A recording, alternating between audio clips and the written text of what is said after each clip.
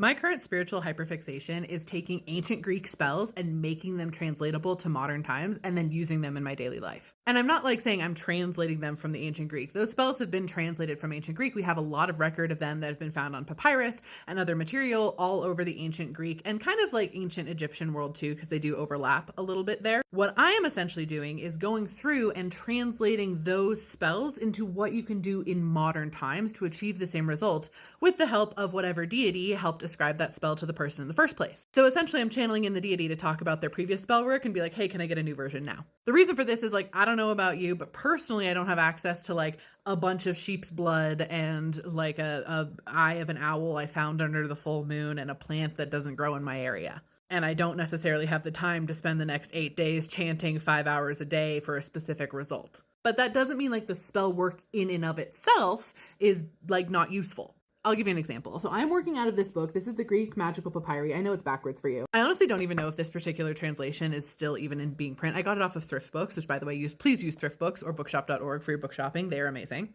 But it lists like all of these different spells that we found in Magical Papyrus. So the spell that I'm going to give as an example is an invisibility spell. And I'm going to read how it actually is and then what you can do instead.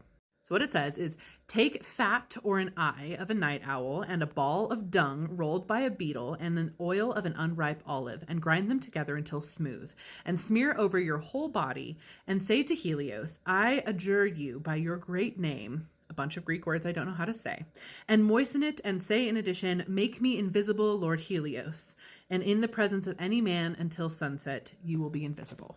So when I was looking at that spell, I was like, okay, so how will this make you invisible in a now sort of space? And basically what it's going to do for you is it's going to like hide you in crowds, like make people just like their attention pass over you. And in order to cast this spell work, what I channeled is instead of the fat or eye, you're going to use coconut oil or another thick oil. And you can oftentimes anoint that oil with feathers. So if you take a feather and like tap on it or like put it into the oil first, that kind of thing, that will anoint it. And in the replacement of the dung, because let's be real, no one wants that, you can actually use dirt from your yard or the closest earth to you.